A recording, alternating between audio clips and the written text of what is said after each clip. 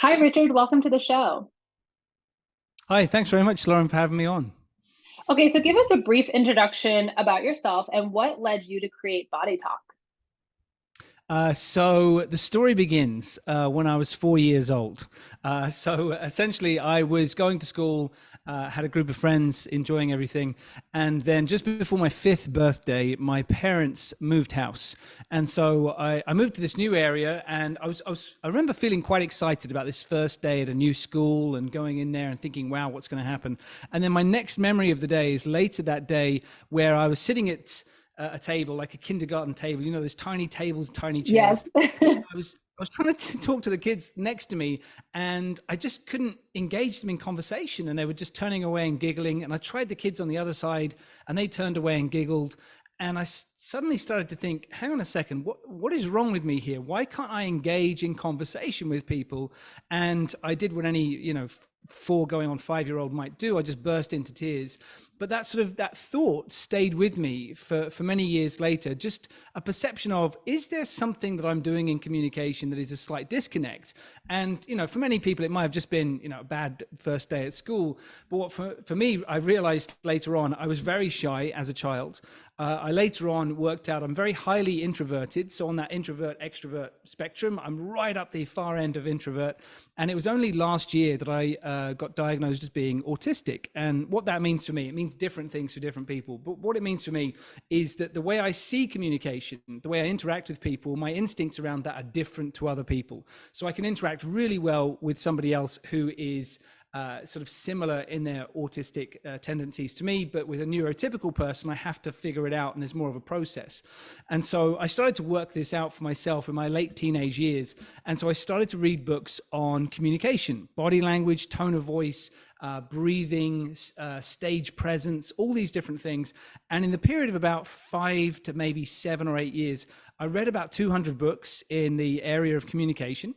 And I also decided that I would do something different to my friends. My friends went off to university, and I went to instead to go to India, where I went to the foothills of the Himalayas, and I was living in a Tibetan monastery with a group of Tibetan monks, teaching English to them for 6 months. And the big challenge being, when I got there, they didn't speak any English, and I didn't speak their language either. So we had to use body language to connect, just to communicate non-verbally with each other.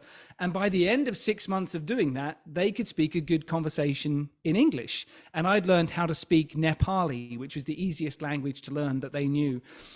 So I came back to the UK, fascinated by that. I then studied acting for 3 years at a brilliant London acting school, learning about how to sit, stand, move, breathe, and walk in a way that would connect with an audience and impact other people on the stage. And then I by a hobby, I just set up my company, Body Talk, and it grew to, without me realizing it, it sort of kept on growing. And now there's a team of 20 of us, and we've trained about 120,000 people around the world. And along the way, I published my own unique research on body language and how it can help people universally. Wow, that So is a big long answer so to the question. fascinating. Yeah, no, I love it. It's so fascinating, and obviously, many of us aren't going to go live with the monks. So this is like, we're learning from someone who literally has been there and done that, which I feel like a lot of public speaking coaches or body language experts, like they don't have this type of background. So that's really, really cool. We're talking about body language in the context of work, and obviously there's life. I mean, it helps you in life as well. But how important is your body language really? Like for someone who's feeling like, I don't know, I've really never paid attention to my body language, or maybe I've thought about it a little bit in an interview where I'm like, don't forget to smile, but otherwise I kind of turn that off. How important is body language really? So the simplest way to answer this is, first of all, there's studies out there that people may have heard of, which are often misquoted or sort of talked about in the wrong way. So some people may have heard about the study that was done by Albert Morabian back in the late 1960s, which he did in California, actually. It was a very small localized study. And out of it came these results where people say 93% of communication is nonverbal. And actually, what he did in the study, it was so small, it was so localized, it's very difficult to extrapolate that kind of meaning from the study. And he even said on a BBC radio interview around 2010, he said, look, it's been overblown from what I originally meant. And so if we look at it from another perspective, if you look at, for example, Daniel Kahneman's book, Thinking Fast and Slow, in that book, and he is a Nobel Prize winner on economics, he really cares about how do we make decisions. And what he has found in there is we've got this emotional part of our mind and this logical part of our mind. And the emotional part of your mind will make a decision about a person or something that you see around you in your environment way before the illogical mind does. The emotional mind says, this is how I feel about this person, and then hands a memo to the logical part of your mind and says, please give me reasons to hire this person, or please give me reasons not to hire this person. So imagine it like this. Imagine somebody comes into the room for an interview, and the emotional part of the mind, for whatever reason, they see the person's non-verbal behavior, and the emotional part of the mind says, I like this person, give me logical reasons to hire them. And they would leave that meeting, they say to their boss, we should hire this person because the reason being they've got a really different perspective than anybody else who works at our organization. And I think they're just going to be sort of fresh and original in their approach. Whereas if you have the different interaction, imagine that the emotional interaction of the person who is doing an interview, the first thing they see when someone walks through the door, they dislike their nonverbal behavior in some way. The emotional part of the mind sends a signal up to the logical part of the mind saying, give me reasons not to hire this person.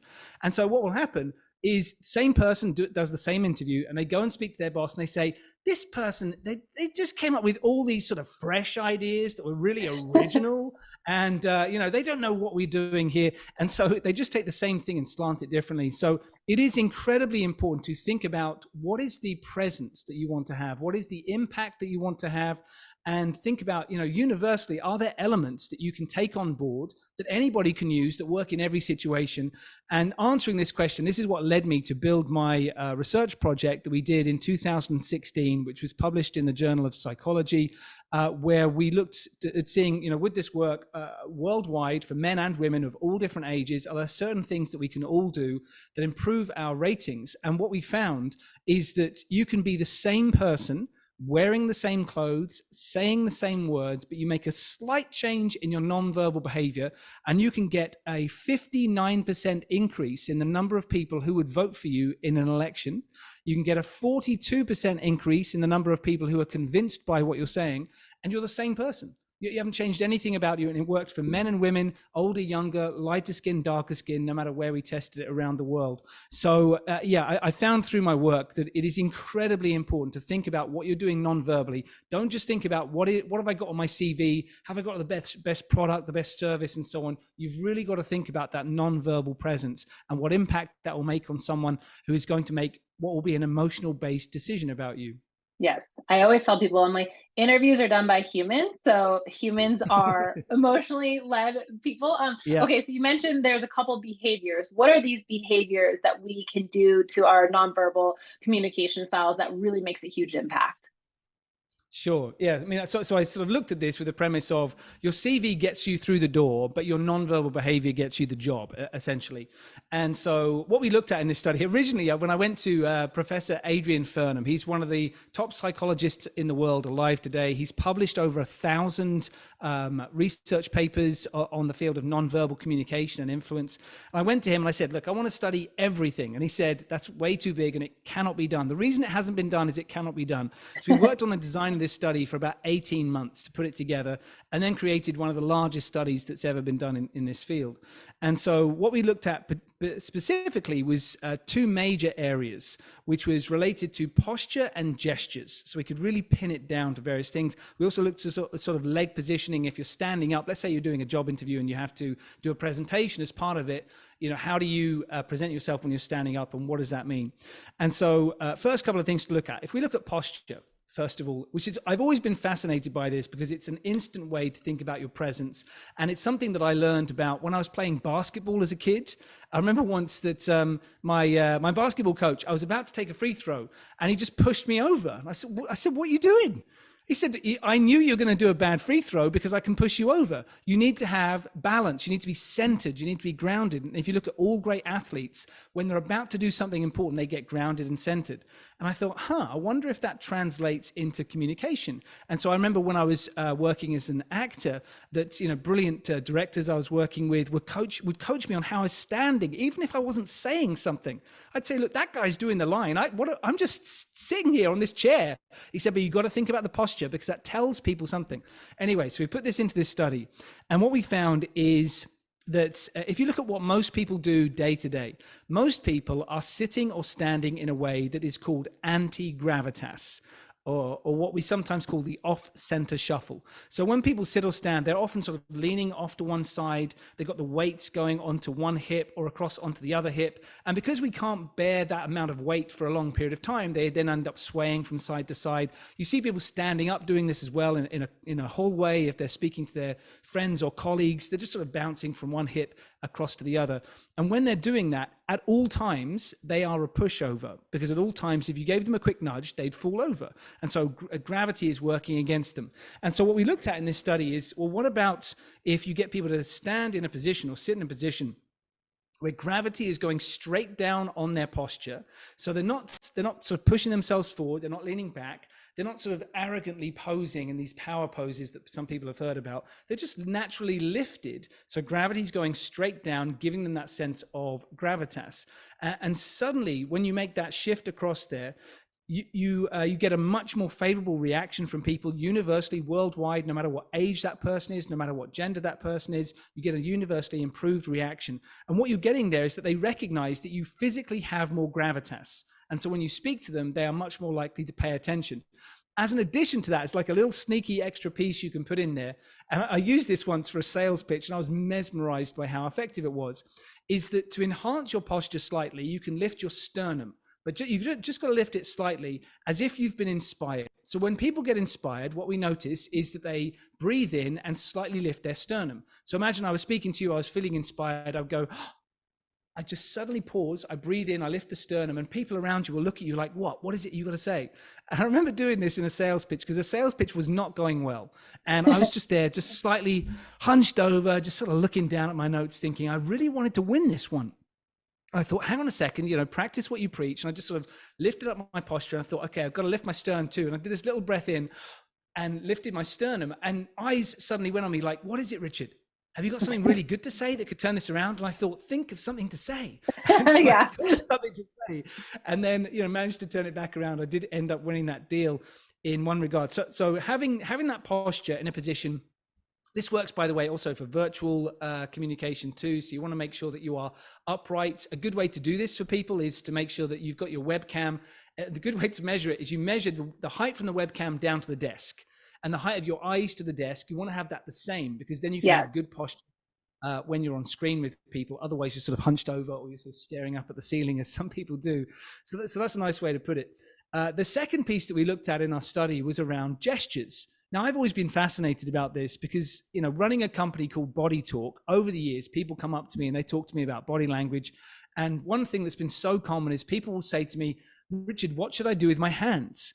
And I always find it quite funny, because it's not like day to day they have a problem with their hands. They don't go up to their friends in a bar on Thursday night and say, guys, I just can't figure out what to do with my hands. What do I do with them?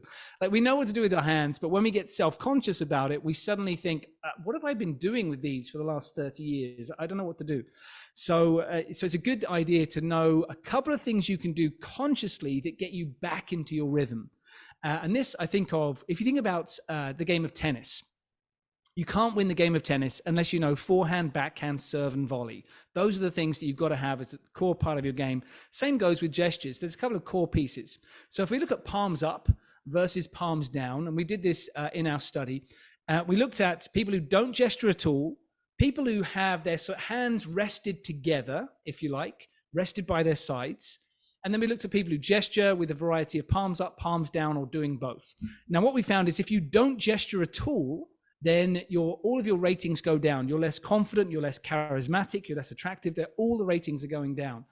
If you gesture, if you do small gestures, this was the funny one. This was the worst rating you can get. So some people are really self-conscious about gesturing. So let's say that they are across a table from someone, they'll gesture, but their gestures are actually under the table. Which sort of looks a bit weird. People are thinking, what are you doing under the table there? Or if they're standing, they're doing the gestures below waist height. So they're sort of thinking, I suppose I should gesture, but I really don't want to. And that was the worst one that we looked at.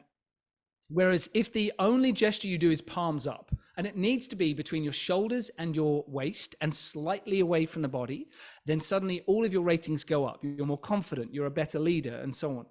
If the only gesture you do is palms down, so palms facing towards the floor, between shoulder and waist height, and the reason that's important, if you go too high, you look like you're being over dramatic, jazz hands. If you go too low, it looks too flat. But between shoulder and waist is where you want to be. Palms down, all of your ratings go up.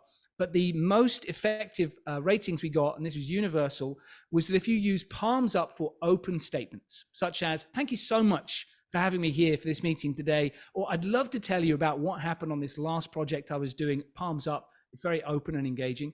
Palms down for strong closed statements, such as, if I work here with you, if you agree to go ahead, I will be the hardest working person you've ever had here, or I would love to get the decision from you by Friday at 2 p.m. Palms down, strong statements. If you're congruent in what you're doing there, and congruency is something that I learned by living with monks who couldn't understand my words, my body language had to be congruent with what I was doing. So, like, for example, if I was teaching them the word excited, if I didn't look excited and sound excited, they had no idea what I was doing. So I had to be totally congruent. If you're congruent day to day, then suddenly it feels really charismatic because your body language, your tone of voice, your words, they're all going in one direction. And people find that that's very exciting for them visually and vocally. So putting those pieces together, think about the posture, elevating yourself, thinking about gesturing. And if you have a webcam, make sure that you can gesture on camera to get that sort of visual engagement as well. Then all of these things can elevate your impact. But importantly, you don't want to be in a place where you think, they've just asked me a question. Which sort of gesture should I do? Posture is up, gestures are out. Like it can't be wooden. These are things to have in the back of your mind where, much like when I was learning tennis, I'd learned how to do a forehand. I'd go to the car park and then there was a line painted along the wall of the back of the tennis club. And I just hit 1,000 forehands just so I could get it right. So when I was in a game, I wasn't thinking about the forehand. I was just thinking, hit the ball. So the same goes with, all these different pieces. You want to make sure that you've practiced them enough that you think, I can just do it without even thinking about it. And then, allow my personality to come through in the rest of my communication. I love that. And it's funny because there are a lot of people out there who will say, I talk with my hands too much. And so they think that talking with their hands is not a good thing. So they're always trying to remind themselves not to. But this advice actually proves the opposite. Talk with your hands, just up when you're starting and you're excited, down when you're ready to close the deal. I think that's fantastic. I was also thinking, so many of us have to attend meetings where we're slunched over, or like our whole body language shows that we don't want to be there. A good way to practice this is like as the participant, just being a more, looking like you're more alive on the meeting as a participant, right? Absolutely, yeah. I talk about, start the car. So what I mean is when you start talking, if you're in a meeting, just find a reason to speak and then just gesture. As soon as you start speaking and then your body goes, oh, I gestured and everyone gave me a good reaction. Great. Okay, I'll do that again. But to add to what you just said with the gestures, because people do get self-conscious on this, there's two really good studies to give people reassurance. One was done by Susan Goldin Meadow at the University of Chicago, where she found that they did this study with mathematicians, and they gave them an exam where they were asking them to just answer out loud rather than write the answers down. And they said to half of them, sit on your hands, and the other half of them were encouraged to gesture as they answered. And the ones who were encouraged to gesture got the higher scores, and the ones who sat on their hands were suddenly getting lower scores. And what they worked out is there's so many nerve endings going from your hands to your brain that when you gesture, it speeds up cognitive processing and you give more intelligent answers. The second thing to think about is TED Talks. There was a nice study done on TED Talks, because there's so many TED Talks done now, loads of them on the same subject.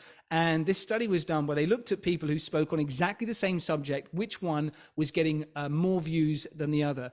And they found this consistently, that the people who were getting the most views had twice as many physical gestures than the people who were getting the least views. Interesting. So it's just, reassurance for people. Gestures are a good thing. Yeah, absolutely. I love it. Okay, so body language at work, we've got gestures, we've got posture.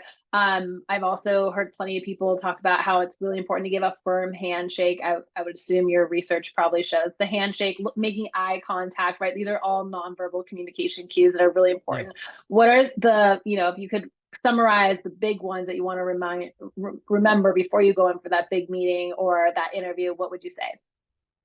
So one of my favorite pieces of advice to people is like what you've just said there is, a standard, straightforward, good advice, no question.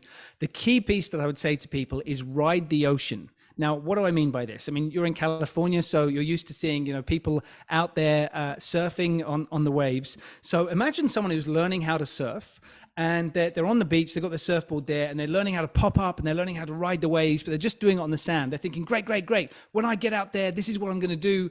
And so imagine that they've prepared themselves to go out and ride a choppy ocean. And then they get on the board, they paddle out there, and they pop up wanting to ride this ocean, and it's dead still. You have to ride the ocean that you're given. The same goes with an interview. Let's imagine that you've decided, I'm going to go in there, I'm going to be so engaging, I'm going to motivate this person, I'm going to make them laugh. And you go in there, and that person, they clearly look like they have just had to lay off 20% of their staff. It's the worst quarter ever, and their dogs just died. And you go in going, yeah, I'm going to motivate this person. You got to ride the ocean. And so what I mean by that is that you must be able to adapt your style to the needs of the person that you're with. And so before you go in a room, you can think about getting your mindset right so that you feel centered within yourself. You feel a sense of strong self-belief, and there's many techniques I can talk about around that. When you go into the room, you need to focus not inwards, but outwards. It should always be about who is this person that I'm meeting right now, and what do they need from me, and how do I adapt my style towards who they are and how they feel. And so, this is something that great salespeople will do, and others will say, well, how are you doing it? Like, write it down for me. And they'll say, well, no, I'm just adapting to who that person is. I'm really getting to know them and understanding their needs from me right now. So I would always say, focus outwards. And one of the ways that I learned to do this physically, which people may have learned about from back in the 1970s, it was talked about in NLP, and then it got into sales training in the 1980s, 1990s, which was matching and mirroring, which was used by some people as a manipulation technique. Like, oh, he's folded his arms, I'm going to fold my arms. He scratched his head, I'm going to scratch my head. And by doing that, the person would think, oh, they're like me, and therefore I want to give them work. Now, I will say to people, move away from the idea of manipulation, but just think about it like this. My definition of rapport is non-verbally traveling together. That's where you want to be. And so to get there, if you're high energy, frenetic, and the other person is sort of dead still and calm, then you're not going to be non-verbally traveling together. So there's a matter of figuring out, well, where is this person right now? And then let's see if we can travel together non-verbally in what we're doing sort of physically, and sort of how we engage in that conversation. So that for me is always the key. And there's loads of technical specifics around how to do that. But that is the one big thing. Who is the person in front of you? What do they need? You can still be yourself at your core, but adapt to that person so they feel seen, they feel heard, they feel a sense of you're the kind of person they can work with because you understand them in a way that other people don't. It's funny you say that. I recently put something on Instagram, and it was about if you're getting interviews and you're not getting the offer, a lot of times people think, oh, I must have messed up with the answer. My resume wasn't the right experience. And I always tell people, I'm like, you need to be more focused on how you're making the interviewer feel. I've seen so many interviews go south, not because they don't have the skills or the education, like everything about them is perfect, but they didn't make the interviewer feel like they were the most important person, right? Or that I'm here to solve your problems, your challenges. Sometimes people in interviews, it happens a lot, where it comes across as like, we owe you the job versus like you're coming in to help solve our problems. So I love that you said that, just because it is part of the interview process, and the preparation is, yes, having the smart answers and thinking about it, but also riding the ocean and really adapting and making sure that they feel like they're the person that you are tailoring your advice and content for. And I think that is at the end of the day, again, it's humans making decisions about humans, and we're emotional, and like, take this advice or not, but it works, and I think that, and as a recruiter, I've seen this happen so many times. To your point, like hiring managers will come back to the room at the end and they'll talk about a candidate, and I think for sure they're going to hire this person because they have the right MBA and this and that, yada yada, and they go for the other person, and I've seen it, and it truly does happen. I want to switch gears a little bit just to talk about influence, because I know that obviously body language plays a big part in influence as well. What's the one secret that transforms your influence in every situation so that you can inspire, motivate, and lead people? So to come back to what you said there, and I agree 100% with what you said about thinking about how the other person feels. If you think about, if you want to be successful in an interview, if you want to be successful on a date, if you want to be successful in a sales pitch, then I would suggest everybody focuses on one word, which is lift. Lift. So what does lift mean? If you think about the state that the person is in before you have the interaction with them, whether they're in a negative, neutral, or positive state, if you, through that interaction, you can shift them from a negative to a neutral, positive, or more positive state. If you shift them up that scale, they feel lifted by that interaction, then they're going to walk away going, I want to spend more time with that person. Like, Right. I mean, how can I get a Get them subscription back from them? here. Can I Yeah. order this every month? Yeah. I want this person to keep on coming back here because they've enjoyed that interaction, that experience.